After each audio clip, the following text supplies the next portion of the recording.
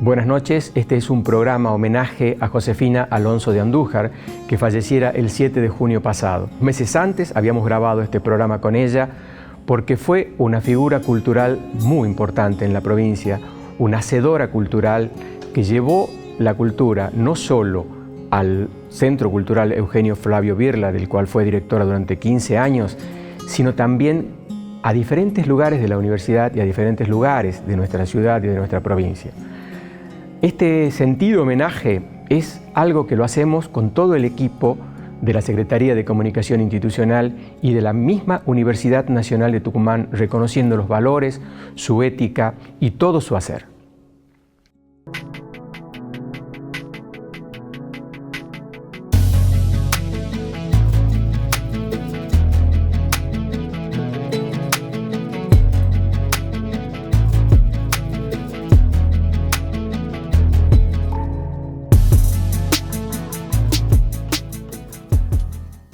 ¿Cómo le va? Un nuevo encuentro de diálogos universitarios. Y esta vez tratando de hablar de lo que es uno de los pilares fundamentales de la Universidad Nacional de Tucumán, de las universidades en general. Está lo académico, está la investigación y está la extensión. Este programa va a tener mucho que ver con la extensión. Pensemos esto, el Julio Cultural crece y hoy en día, con todos los cambios que hubo, se dio el lujo, por ejemplo, de acompañar a los tucumanos a través de recitales virtuales, de charlas virtuales, de obras musicales virtuales, cosa que era impensado y que eran muy necesarios en ese momento, poder contar con algo que nos distraiga de todo lo que estábamos viviendo. El Julio Cultural fue creciendo y entró a los barrios, por ejemplo.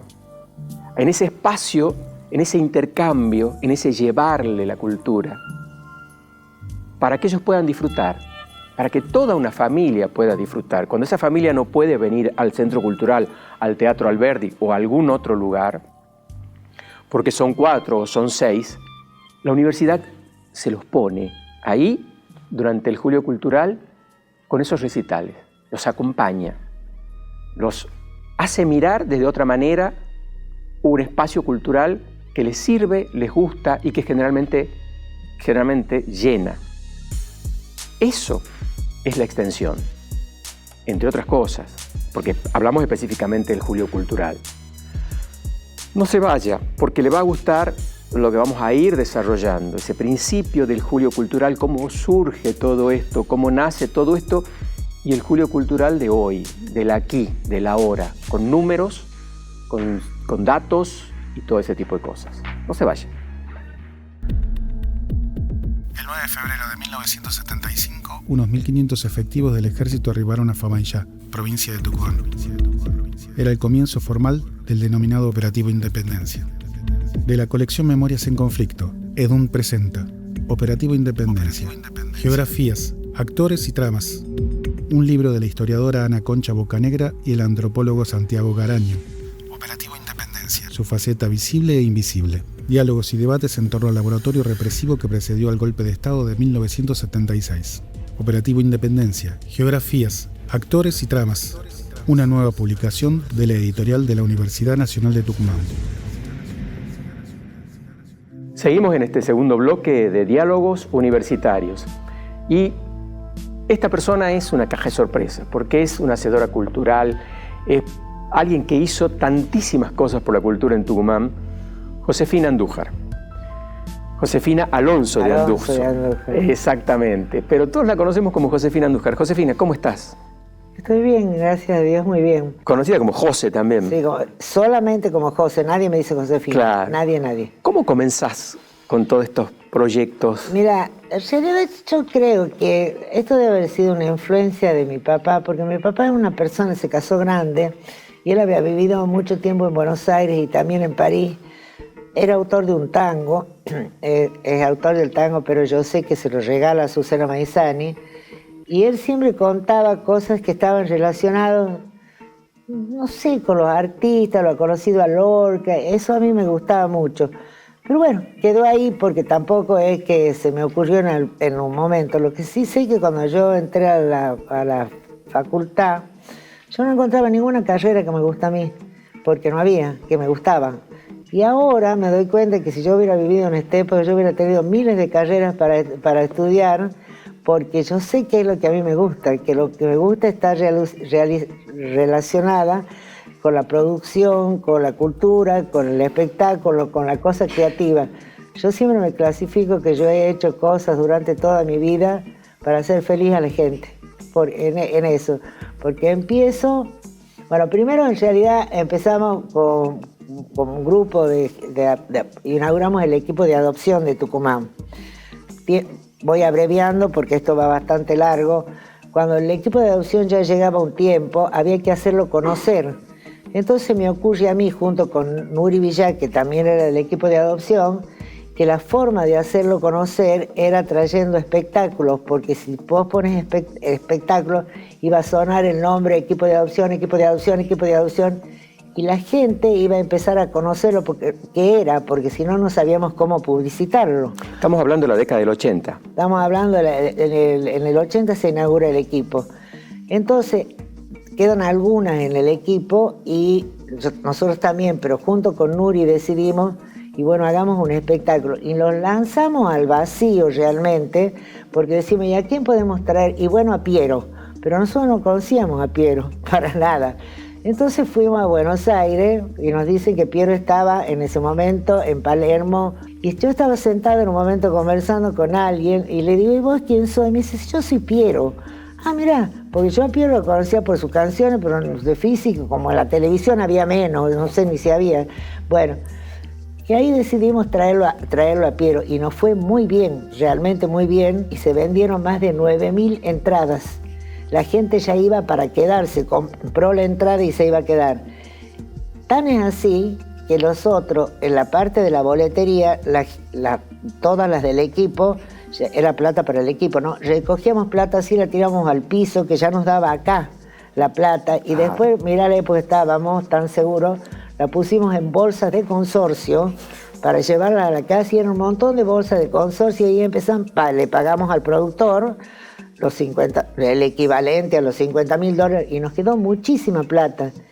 Y con eso se pudo construir la casa del equipo de adopción, claro, de la calle Marcos Paz, que en realidad el terreno lo había comprado, bueno, uno de los socios, es el que había comprado el terreno y regala. Y pero pero la construcción la podemos hacer en su mayoría por la plata de Piero. Claro. Claro, que teníamos el terreno donado, puedo decir, que era por Luis Colómez Garmendia, que era casado con el marido de la presidenta del equipo.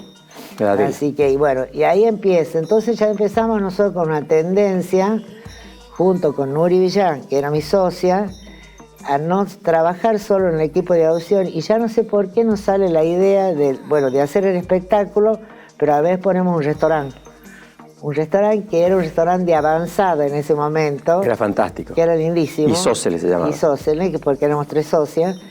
Y ese restaurante tenía espectáculos después y como éramos 3 mujeres, llamábamos un poco la atención. Fue muy lindo, lo pasamos muy bien, una maravilla, sobre todo al principio, divertidísimo. Fue a comer hasta Carlos Menem, que no era presidente todavía, que estaba haciendo la campaña, bueno, todo así. Pero sería el único trabajo que no haría de nuevo. Me parece el trabajo, todo lo que es gastronomía, me parece lo más agobiante del mundo, porque trabajás todo el día para comprar todas las cosas, tener los proveedores, pagar las tarjetas, arreglar lo de las tarjetas de crédito, y cuando todo el mundo ha terminado de trabajar, vos tenés que abrir.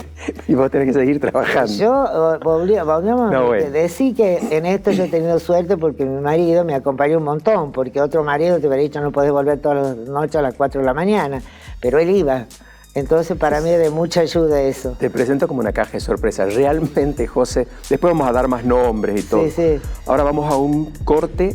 Sí. Y enseguida volvemos con Diálogos Universitarios y con lo que viene, que es el Julio Cultural de la Universidad Nacional de Tucumán. Este es el tercer bloque de Diálogos Universitarios y estamos con Josefina Alonso de Andújar, o la José Andújar, como le decimos la mayoría de quienes la conocemos de hace tiempo.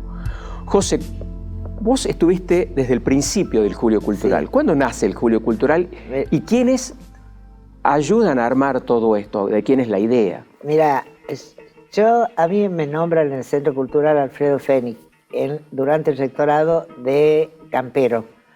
Bueno, después termina el rectorado Campero y entra el rectorado de Marigliano, que Marigliano apuesta mucho a la cultura, porque si vos tenés los fondos es más fácil de hacer. En ese momento que surge el Centro Cultural, el secretario de Extensión era David Lachmanovich, que era una persona de una cultura enorme, porque él se daba cuenta si el violín desafinaba en una nota, en una orquesta enorme, sabía de literatura, de poesía, de lo que se te ocurra, porque era un hombre cultísimo y que a veces había viajado mucho por el mundo, por lo tanto había ido adquiriendo muchas cosas. Cuando en el año 99, él nos llama a los dos colaboradores que él tenía, que era José Agustín Ferrari. El Pingüino. El Pingüino, conocido como el Pingüino. Nos llama a nosotros y nos dice, a mí me gustaría hacer algo para el Julio Cultural, porque en ese momento el gobierno de la provincia, el septiembre musical estaba muy caído, que ahora ha vuelto a repuntar, pero en ese momento estaba caído y no había una actividad tipo lo que era el Julio Cultural. Y nos dijo, ustedes organicen, porque él no era para ejecutar, él no era un hacedor, era el de la idea. Ustedes organicen una actividad durante todo el mes de julio, que era larga, y vamos bueno, y lo armamos. Entonces, ahí te hago una pequeña acotación. La universidad tuvo siempre como norte los artistas tucumanos. Sí. El Julio Cultural se crea, creo, se me ocurre, no porque siempre se ha priorizado al artista tucumano. No, en ese momento te voy a decir que no era tanto. Ajá. En ese momento nosotros, ¿cómo lo armamos? Ahora está más con los artistas tucumanos. No es que el artista tucumano no tenía lugar, pero lo que nosotros pensamos en ese momento es, ¿qué es lo que hay que pensar siempre? En realidad estamos hablando de hace muchos años, el año 99. ¿Cuáles eran las necesidades de la comunidad en ese momento? Había que armar por un lado la parte cultural y por otro lado la parte espectáculos y todo lo demás. Entonces nosotros en la parte cultural invitamos a una serie de pensadores, de historiadores, te doy un ejemplo como Félix Luna, por ejemplo, y después había que armar la parte espectáculos. Entonces lo que nosotros queríamos hacer para que los espectáculos sean gratuitos, traer espectáculos, por ejemplo, de teatro independiente, no de artistas convocantes conocidos, pero de buena calidad. Todo ese tipo de espectáculos se hacía gratuito para que el Julio Cultural tenga una diferencia con las actividades que tenía en agosto, claro. Además que había que pagar una entrada. Y así empezaron una serie de artistas que eran pocos conocidos, como te podría decir, bueno, este es folclore, pero había de todo tipo, como Rally Barrio Nuevo, y los Coplanacu, que los Coplanacu llevaban 20 personas, cuando lo poníamos gratis para el Julio Cultural se llenaba. O sea que ellos empiezan un poco de esa manera. Y después una serie de obras de teatro buenísimas, pero eran todas buenas porque eran muy seleccionadas, con entradas gratuitas y la gente respondía mucho. ¿Siempre se hizo en el Centro Cultural Birla? No, el Centro Cultural Birla, en el Teatro Alberdi, es más.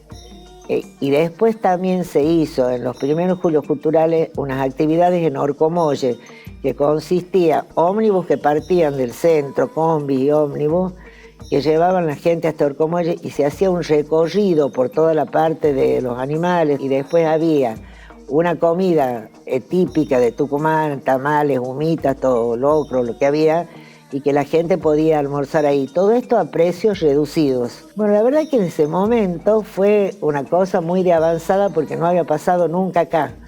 Eso en los primeros Julios Culturales. Y después, ya en el año 2004, que a la vez se cumplían los 90 años de la universidad, que el doctor Fernández decidió celebrarlos como si fueran los 100, por suerte, porque fue un festejo enorme. Entonces, ahí ya se incorpora, pero eso ya por una idea mía, el Salón de Arte. Y el Salón de Arte es muy cuestionado en el primer momento porque era un salón de arte multidisciplinario y no era lo común, porque antes había o de fotografía o de pintura, bueno, distinto. Es decir, había esta gente de arte en la puerta del Centro Cultural protestando, pero lo mismo lo hicimos Y la verdad que resultó un éxito, porque sí, y ahora hay muchos salones multidisciplinarios. Sí. Y bueno, eso fue evolucionando hasta el día de hoy, lo mismo que el Julio Cultural. Cierto que nos hemos divertido, porque han sido momentos inolvidables. Pero bueno, ha sido también cansador. Uno terminaba el Julio Cultural y quedaba exhausto directamente, porque vos decías. Pero la verdad creo que fue una linda idea, y una idea que hay que reconocerle a Lagmanovich, si bien no era un ejecutor, porque él nos dijo, hagan esto. Ahí está la inteligencia de él. Bueno, pero hagan otro. Yo no veo, él no tenía ni los contactos, ni una serie de cosas no tenía. Está genial. Entonces fue muy lindo.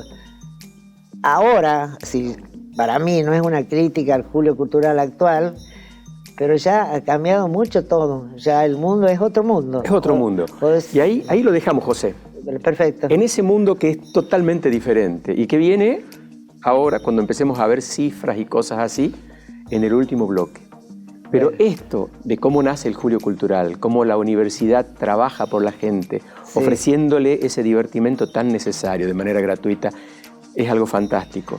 David Lagmanovich, el Pingüino, y vos han hecho mucho por la universidad. ¿Sabes qué? Yo creo la cantidad de pensadores, de historiadores que vinieron, ¿no? Era lindísimo. Había un ciclo que, la verdad, uno más interesante del otro, y la verdad que la gente venía, generalmente la gente de Buenos Aires, venía con muchas ganas de hacer esto, porque muchas veces no los invitan a disertar en algún lugar. Venían y lo hacían con mucho entusiasmo. José, un placer tenerte, un placer conocer. No, gracias a vos. Y nosotros seguimos, usted no se vaya, vamos a darle datos, vamos a darle cifras, vamos a cerrar esto que la señora Josefina Alonso de Andújar, o la José Andújar como le decimos, nos empezó a contar cómo nació. Nos espera. Último bloque de este programa de Diálogos Universitarios. Estuvimos con la señora Josefina Alonso de Andújar, y para esto completar esta mirada de lo que es la extensión universitaria específicamente, hemos hablado del Julio Cultural, yo le digo, mejor imposible, no podemos tener otro invitado. Está el licenciado Marcelo Mirkin, que es el secretario de Extensión Universitaria y que le ha dado una impronta totalmente distinta al Julio Cultural. Hola Marcelo, ¿cómo estás? ¿Qué tal, Ricardo? ¿Cómo estás vos? Bien.